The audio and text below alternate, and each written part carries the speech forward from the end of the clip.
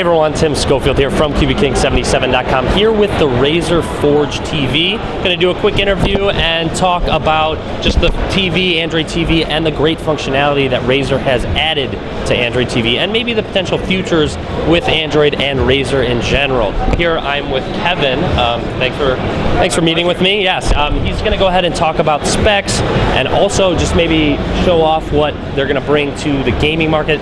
What they're going to do to set themselves apart is go ahead and jump into the gaming aspect of Android TV, and we're going to talk about developers and other things. So I'm going to go ahead and take it over to you if you want to talk about the device in general, specs. Yeah, go ahead. Definitely. So as you mentioned, we built this device with gaming in mind. So in order to do that, we really put in a lot of specs. A Qualcomm Snapdragon 805 processor with Adreno 420 graphics, 2 gigs of system memory, and 16 gigabytes of internal storage.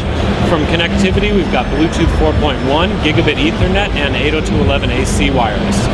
Awesome, great. Now, when it comes to the set-top box, how do you guys necessarily set yourself apart from other ones, such as maybe the Nexus Player, Amazon Fire TV, etc.?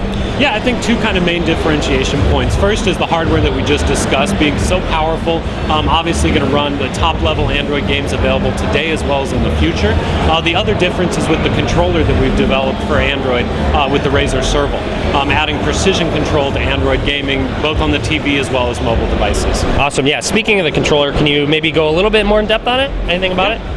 So this is the Razer Serval. It's based off similar design to our Sabertooth controller from Xbox 360 and PC controls. Hyper response ABXY buttons, dual analog sticks, as well as a directional pad. Triggers and bumpers on the back side. Since it's built for Android, we've got Android navigation, home, and back buttons built in as well. It even includes a phone clip, so if you want to do Android mobile gaming on your phone, you can clip that right on and game directly on the mobile screen. Perfect. And how many controllers can connect to the device? Yeah, so the Forge TV. You can connect 4 simultaneous, so you can get a lot of great shared screen multiplayer games on Android doing that. Awesome, yeah. And now can you, I know you've mentioned before, can you talk about what Razer's planning on doing with their PC gaming and streaming to the Forge TV? I'd be more than happy to. So we wanted to bring the Android gaming experience to the living room, but we also wanted to add some value for our PC gaming audience. So people that have invested a lot of money in their gaming rigs that are in another room of their house, not in the living room, we're going to take the experience they're having now and bring it to the living room. The way we're doing that is through our Cortex software. We've got over 10 million users today of our game launcher and game aggregator. We're going to add in Q2 a beta version of a streaming software that plugs into that. That'll allow you to stream any game that's in that library, regardless of the graphics card in your desktop, regardless of where you purchase that game, to the Forge TV, so you can experience it in the living room. Awesome. And what about for gamers that play games that need a keyboard and mouse, such as League of Legends, World of Warcraft, games like that? Yeah, so we definitely wanted to have that full experience over there, and part of that is, of course, the input devices. Being who we are with Razer, we've got a ton of experience in gaming keyboards and mice. What we've designed is the Razer Tourette. It's a lapboard and gaming mouse, wireless solution for the living room. It sits on your lap. The mouse pad has a magnetic system to keep the mouse from inadvertently sliding off.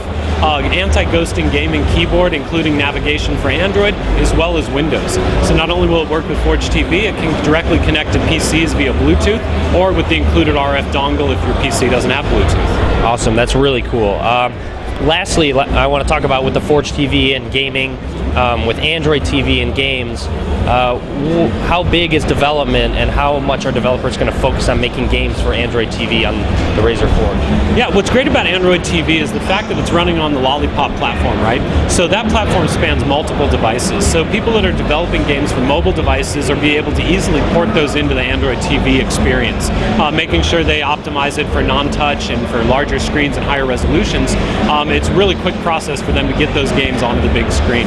We're working with a lot of our developer partners, making sure we're seeding out sample units so they can optimize it for the hardware, and we're really excited to see the game titles that are coming up this year. Yeah, awesome. Well, very exciting.